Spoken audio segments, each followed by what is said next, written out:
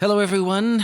It's Sean here. Welcome to episode 3. And I want to welcome my co-host, Anna. Say hello, Anna. Hi, everyone. You can do better than that, Anna. Hi, everyone. Wonderful. Thanks, Anna. And You're welcome. yes, lovely to have you here. Okay, on today's episode, we're going to dive right into the deep end and talk about deep things. And there's a reason I'm speaking first, and that is that Anna wanted me to, and I just do what she says. So, Good. so look, today we're primarily talking about mental health generally. That covers a lot of ground. It covers a lot of area. I'm not a professional. I don't believe Anna's a professional. I'm not. So while we're going to perhaps quote some statistics from time to time, this is from information that we've both gleaned. The reason I'm speaking is because I'm going to be sharing a lot from personal experience and interactions that I've had with other people that are going through or deal with mental health issues on a frequent basis. Anna is primarily going to be asking me some questions that she's been looking into and learning about over the last little while.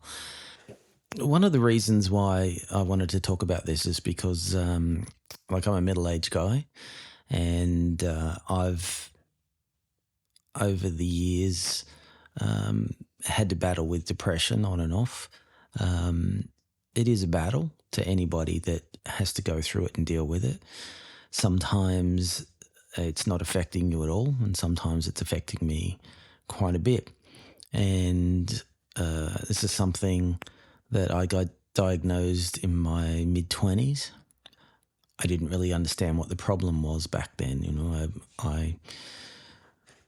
I was in my teenage years and I didn't really know how to describe how I was feeling in my teenage years. And I was working as a musician when I was in my late teens and early 20s, right through my 20s actually. And, I just had a lot of, let's just say, ups and downs, and I just thought that was normal life. But I came to a pretty crashing halt in around 26, 27. I'm not ashamed to say now. I got quite suicidal and very emotional and didn't want to get out of bed and go to work for a long time.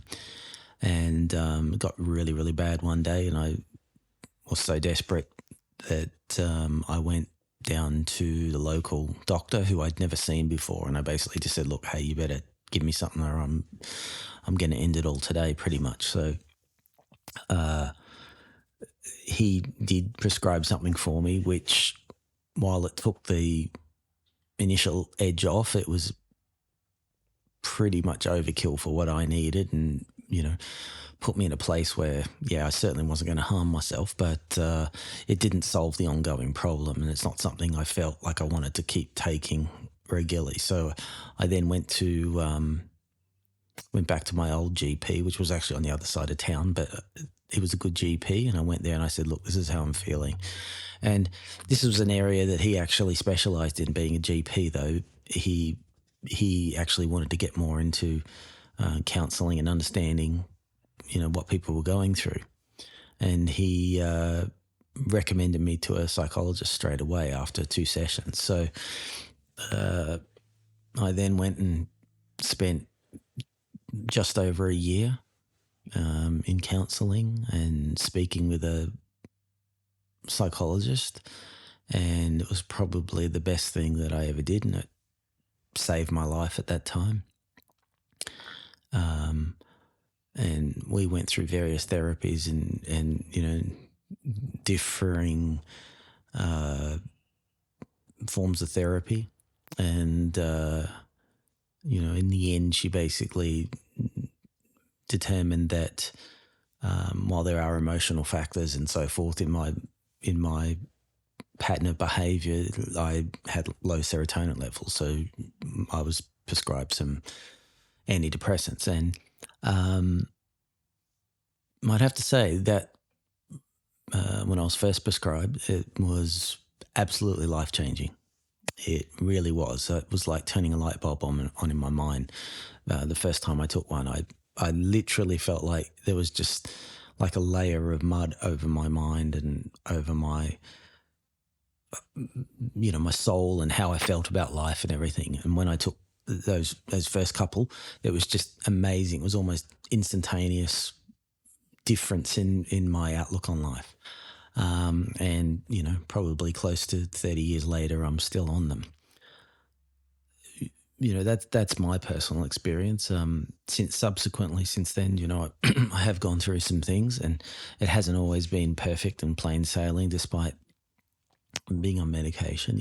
I've had times when I've drifted back into depression, and, sometimes it's subtle, sometimes it's not so subtle. Sometimes I wake up and, the day's not great. I've had some life-changing things happen to me, and sometimes it gets really, really hard to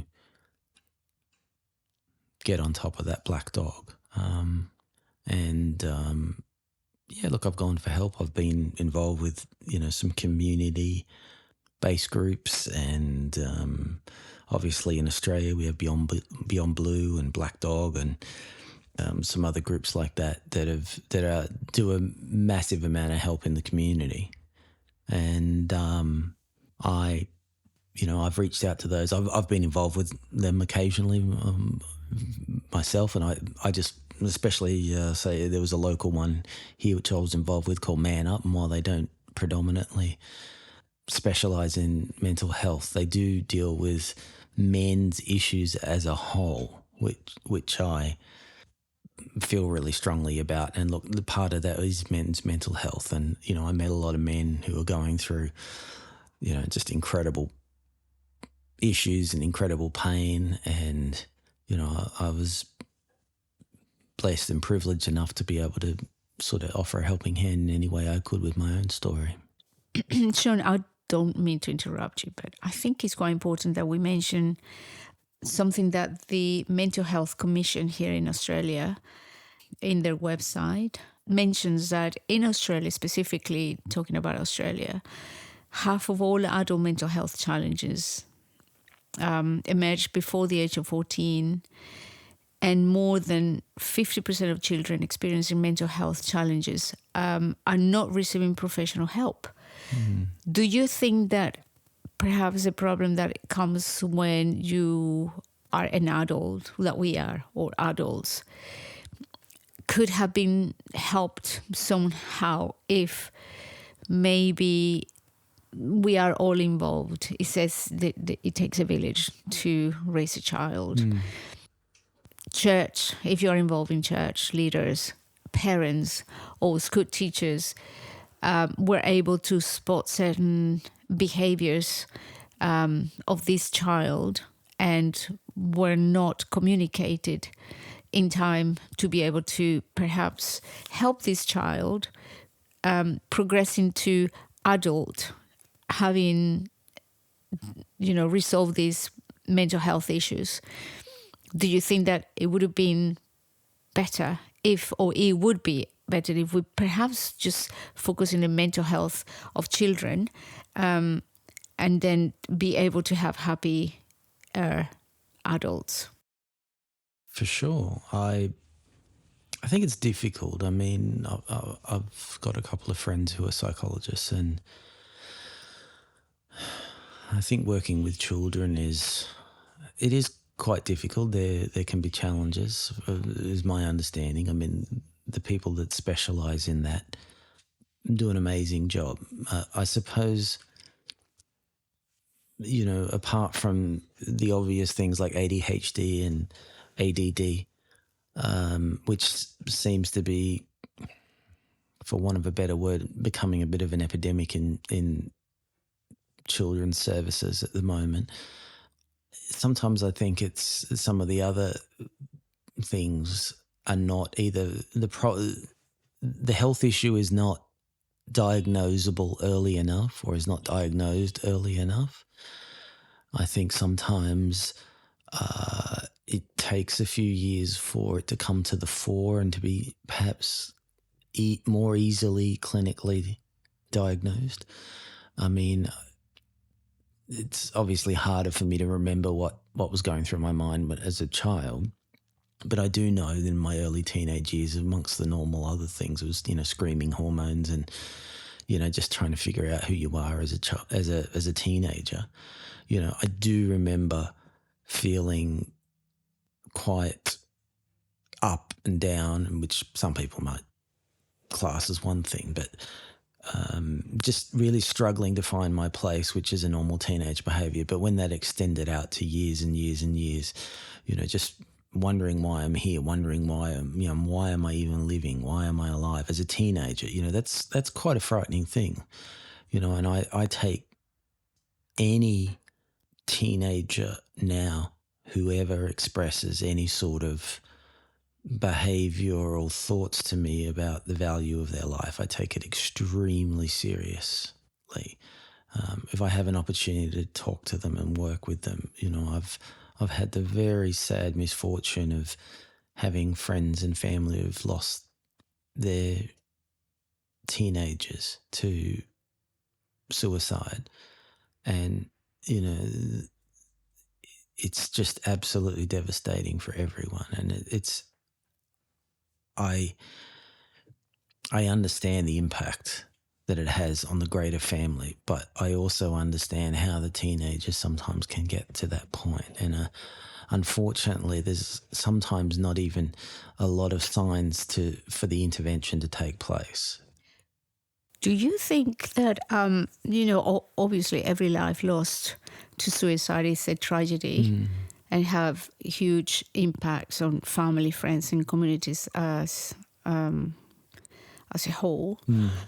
Do you think that perhaps we as a family, these days broken families are not helping mental health, for sure. Especially affects greatly teenagers. Yeah. That's when the absent parents, I would say more the father, that's the one that would probably walk away from the family home.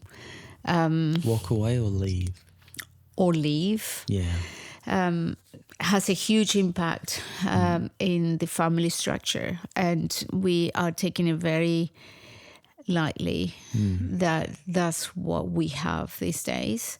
We have mixed families, we end up, depending on what the adults decide to do, being shipped around the whole world, having to share a house with people that we don't actually get on, we don't love, we didn't ask as children to be put into our lives, and that impacts greatly mental health.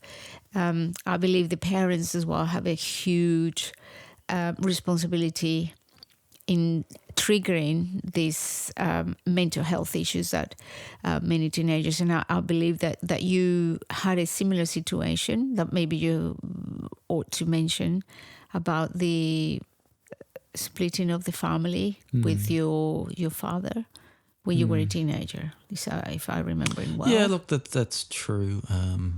My mother and father did split up when I was Teenager. Yeah, I was a teenager.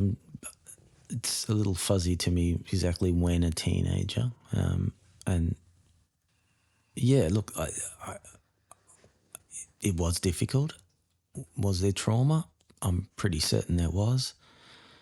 Did it change my outlook on life and my outlook on our family? For sure.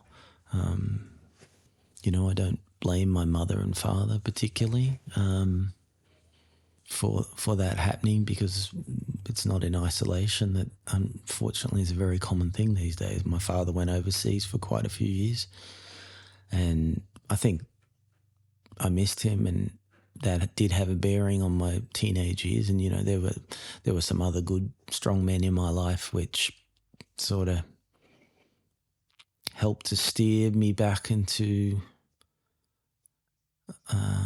try to steer me back on a solid path. I was pretty intent on going the wrong way, going a different way.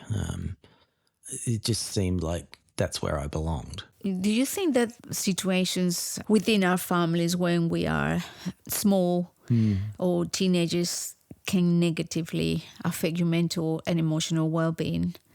And therefore, if it's not spotted on time or maybe deal with, can create an anxious, stressed, and angry adult that would possibly have these issues to deal with when they're so much older.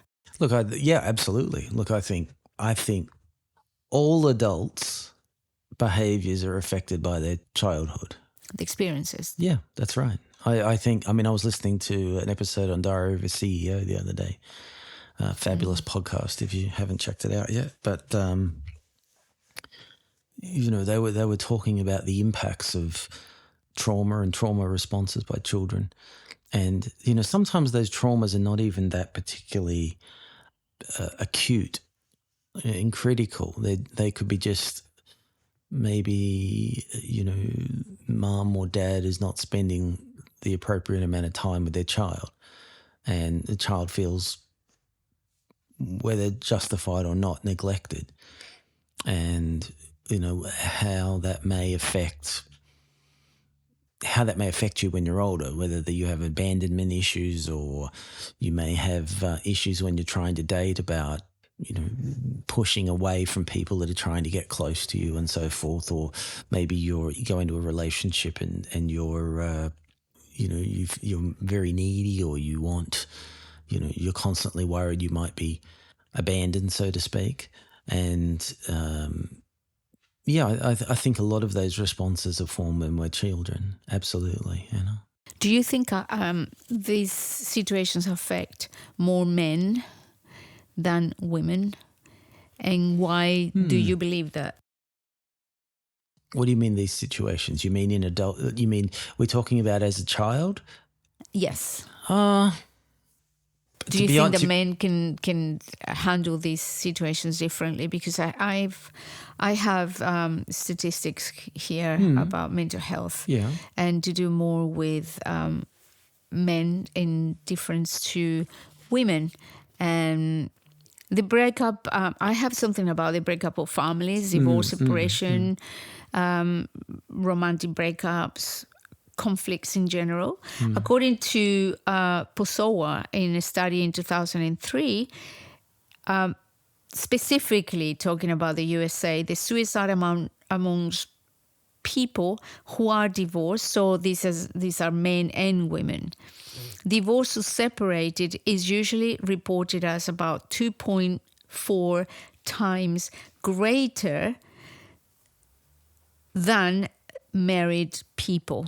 Okay, so men or women? Men or women in general. So the rate is 2.4 times if you're separated, men or women? Men or women, okay, yes. Okay, right. But divorce, men are 9 times more likely to die by suicide than women. According to Dr. Glenn Sullivan, a PhD. This is published on the study in June 30, 2019. Okay. So why do you think that women handle things differently? Is that because the court system is very biased towards women, and they possibly decide that the woman will stay at the house, and they take most of the financial assets, and the men will have to leave the house as well? And this is just moving on from what you were saying about men and feeling depressed. Do you think that changing the status would make a man feel failure and disappointment in society in general? That's interesting. They're interesting statistics from the US study. I think they would mirror very closely with any studies that we could find here in Australia or Great Britain or anywhere in the world, actually. I think one of the issues that look, the court system definitely has something to play. I've heard words. I mean, I've got barristers in my family, and I've heard them say that there seems to be some sort of change happening. There's attempts to maybe make it a little bit more balanced, some of the judgments. I think the breakdown of a family does, in a lot of cases, have a very detrimental effect on men and on men's mental health. I think if you combine that with the fact that in some situations, when there's a breakdown, men leave the home. In some situations, whether rightly or wrongly, they don't get to see their kids for quite a while. I think that can have a massive effect on men. I think there's a loss of the social group. So if the husband and wife had mutual friends together, sometimes, there can be, that loss of, there's shame. Men may feel, a failure, or, they might have maybe their best mates they can hang out with and sort of say their version of events and so forth. But I think in a lot of cases there's shame that their relationship failed. I think, the lack of the social group that you may have shared as a couple perhaps is fragmented now. I think the financial hit is not to be underestimated. I think most men who are, and again, I'm speaking from a man's perspective because that's the only perspective that I'm willing to talk about. But I would say that, the men's group I've been involved with in Australia, there's divorce and separation has an incredibly high, incredibly important impact in men's lives. A lot of men can't recover from that. They can never recover. It might lead to homelessness or, alcohol abuse and drug abuse in the future. And a lot of the men's groups that I've been involved with, that has been the outcome. Men, when their relationship fails, it can appear hopeless. If they've got to fight for their kids, they've got to pay lawyers and barristers, and in a lot of cases they can't afford to get the type of representation they need. In a lot of cases, not all. There's accusations made on both sides. The whole court system is adversarial. I don't believe it's truly trying to do it's not trying to put things back together in any way, shape or form. It's purely adversarial. In just touching that subject, we're sort of drifted off a little bit, but yes, I think you saying that it is very difficult for men to recover after a divorce. I agree with that, but equally, I think it's very, very difficult for the woman. Oh, I agree. Yeah, to be dealing with obviously a failure, a broken heart, because many times it has been, a job situation. A husband was always away.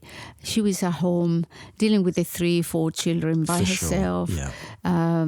They don't have any help with anyone, yes. to give her some breathing space. And I think it's really difficult. And I don't know, we probably have to get some more research done. Why is it that women seem to be able to handle these situations in a less aggressive way than men do in a case of like suicide? Women tend to, and this is what we were talking earlier on, we get just busy with serving others that we don't think about ourselves in many occasions. And I'm talking about the women out there that want to be married, have a successful marriage, or maybe just a relationship that would last a whole entire life. We're not thinking about ourselves. We're just thinking about the people that we love. Usually it's the children, because we believe that you bring this little bundle of people joy. into this world, and it's almost our responsibility to be okay mentally, to be okay physically, to be able to protect. And that's where the mama bears they come around. And I think, personally saying, and for people that I know, we find ourselves in situations that are really, really hard to deal with, that we just get on with it. We just think, there's not time for me to stay in bed crying my eyes out, thinking that he's left, that perhaps he is going through the same situation, but I live in the house. I have 3 mouths to feed. I have people to drop to school. I have to take these children to the clubs, the football clubs, and I can't be crying my eyes out when I have to be this rock for the children. So there's many situations that I say maybe the men goes out of the house and they just get into this mindset that they separate from the family and have all this time to think about how sad the situation is. But we women stay in the house, in the forefront of this situation, and we just have to get the spirit from somewhere and just be brave and get on with it. And it's the same as childbirth, I guess. When we have the children, we don't have time to think about how painful the birth was of this child, that I felt that I couldn't breathe anymore, that I was just going to die giving birth to this child. But because by the time that you start to wanting to think about how painful that process was, there's a child that's waiting for you to feed it. So do you think? Are you saying you believe women are in a crisis situation? Do you believe women are in a, let's call it for what it is, a breakdown of a relationship? Do you think women are just too busy or too focused to actually have the time to feel any misery? I don't think that's true. I think they're miserable, but I just think they don't need to feel any misery. I think we genetically are made different. Yes. And this is something that we don't want to get into trouble. No. We believe that there's men and there's women, and we are separate, completely different. Our DNA is made to make us who we are, men and women separate. We have, and we know this through studies that have been done for years and years, that we have our brains connected in a different way. Men and women are completely different. I think we women deal with situations in a different way. We have to, I think, as the bearer of life, sometimes we have to be strong. And I'm not saying that men are weaker, because we have so many men going to war and being, the protectors of the family. We absolutely love that. We love to have men that are strong roles, and that they bring all of this strength, and they keep us on the ground, because we women can be a little bit dreamy, a little bit emotional. Our moods, our hormones, they change, and our men will keep us just grounded. But I think in that situation, and I understand the studies that have been done saying that men are more likely to harm themselves than women. I believe that's possibly part that if we are left behind with children, we tend to forget about ourselves, put in last position on the list, and we just put our children first, and we just carry on fighting. There's many women that I know that have left their children with their husband and they just walked away. That causes a lot of problems as well. But that's just all I'm saying. I love our strong men, but I recognize that women as well are strong. Yeah. And also, if you look at the way that men tend to die quicker than women, And that's probably because men tend to withhold all the feelings and all the emotions, and they don't express what they feel. And I think eventually what that's going to create within yourself is heartache. You have to get that energy, has to go somewhere. If you're not able to express what you feel, if you're not Why do you think able that is, Anna? to confide, sorry? Why do you think that is? Because okay, here's a little anecdote that I've observed lately. Okay, I think a lot of guys have said to me, and I've seen this through friends of mine. They're saying women don't want to hear their heart. Women don't want to hear anything other than. What sort of women? Well, yeah, that's a very good question, Anna. What sort of women? But, not all of us. No, not all of us, and not all men are saying this either. So, this is just general conversation. But, a lot of women don't want to hear, like if guys are having, for whatever reason, something going on, they don't really want to hear that side of him, and they don't want to hear the vulnerable side. They really just want to hear the, everything's going to be okay. We're good. We're listening. We're here for you. All that sort of thing. I have heard that. I've heard that from men. Like everything was fine until I sort of started being vulnerable. Started being fine. Like I've had a guy say to me, my wife loved me until I cried. That's really, really sad. Yeah, it is. I actually admire a man that can cry, personally, because it just shows that he's got feelings. That is not a hardened man, that when I cry, he's going to be kind to me and not just say, well, I don't cry, so why are you crying? And I think that's probably part of the broken society that we have these days, because if you don't have a family, which is what is being destroyed as we speak, if we don't fight to have a happy family, fight to have a man and a woman that get together for love and procreate and protect these children with everything that we have, then we have a broken society. If we have a broken society, we have no community. Like men in the olden days, they used to get together and not like going to a pub and drink. Yes, you can do that as well. But they used to get together and build things for the little village.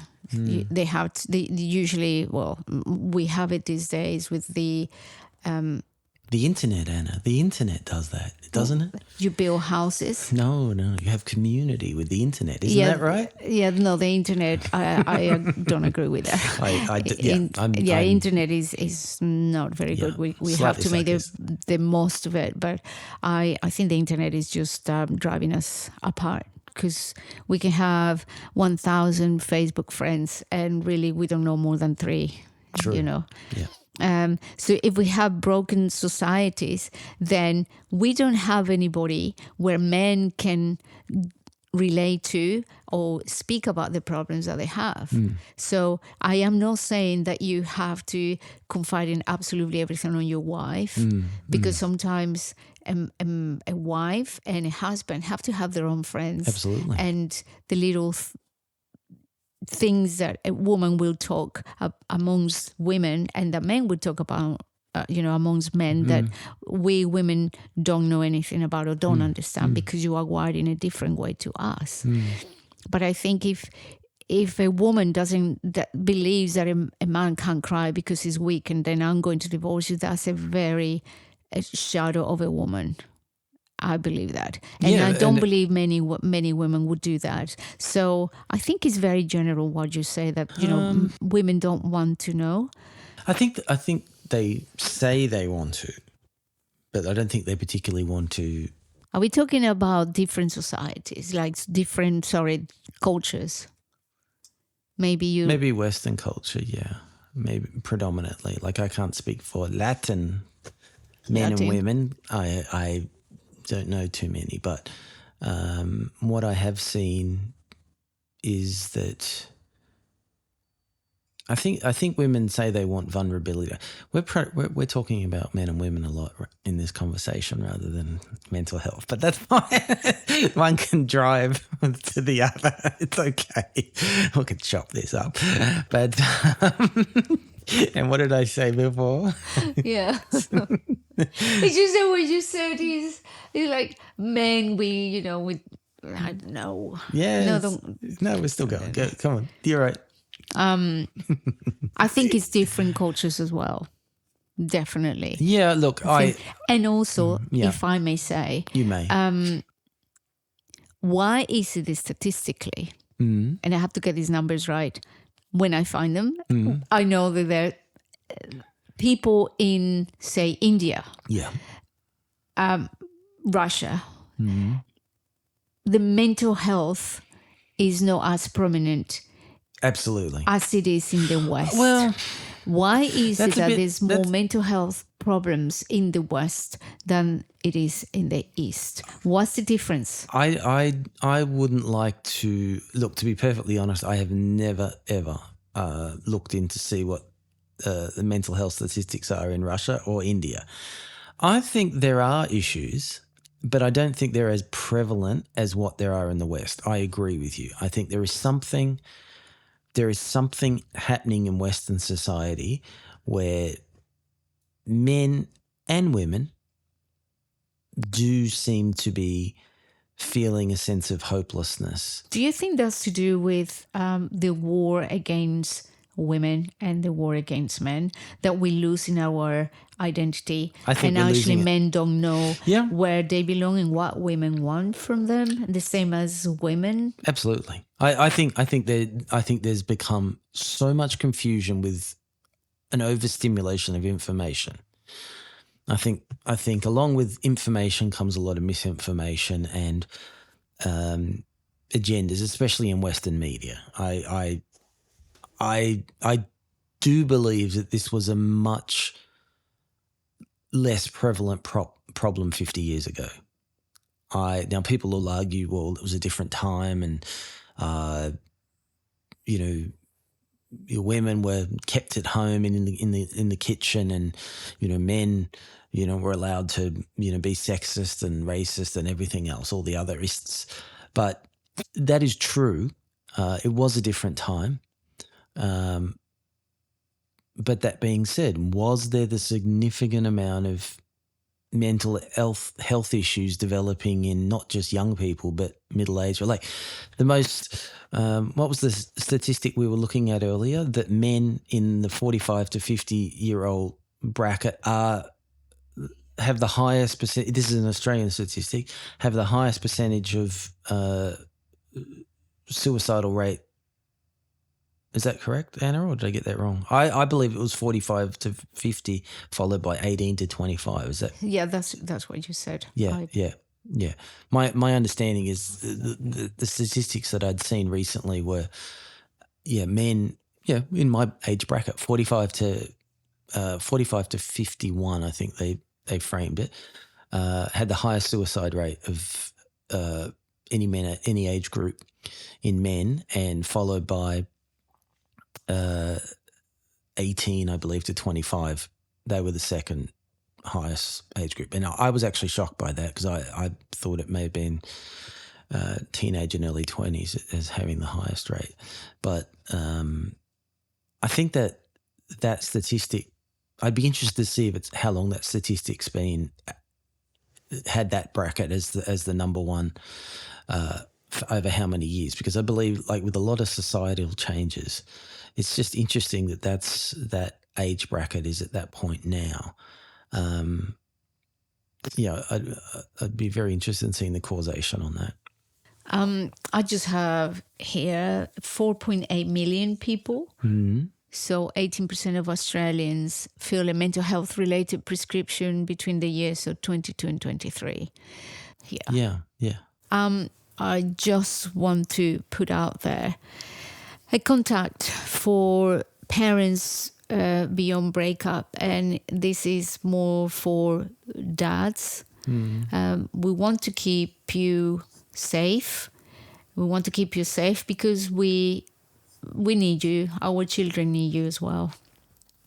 Parents beyondbreakup.com is a charity that supports parents experiencing trauma related to family breakdown and separation. We will put the contact. This is just for Australian contact. We would like you to contact this entity if you need some help and you need to speak to somebody you feel alienated. You will get this support from parentsbeyondbreakup.com. So just going back, the Parents Beyond Breakup website, you have it now. In the telephone number, the helpline is 1300 853 437. They're there to help you, to listen to you, and to support you in your distress. Yeah, look, within Australia, I would say contact Beyond Blue. They've got a 24/7 phone support for anxiety, depression, suicide helpline. Somebody else who you may want to talk to is Black Dog Institute. There's Suicide Prevention Australia. There is a call Lifeline. Lifeline, there we go. That's the other one I was actually thinking That's of. for immediate support. If you feel that you are at risk of self-harm. Yes. And the number is 131114. I'll repeat that. Is the Lifeline number 131114. I also want to throw a shout out to Movember every year. They basically offer a lot of support. I mean, they like to raise awareness too. I mean, even on their homepage, it says globally on average, 1 man dies by suicide every minute of every day. That's just an incredible statistic and very, very sad.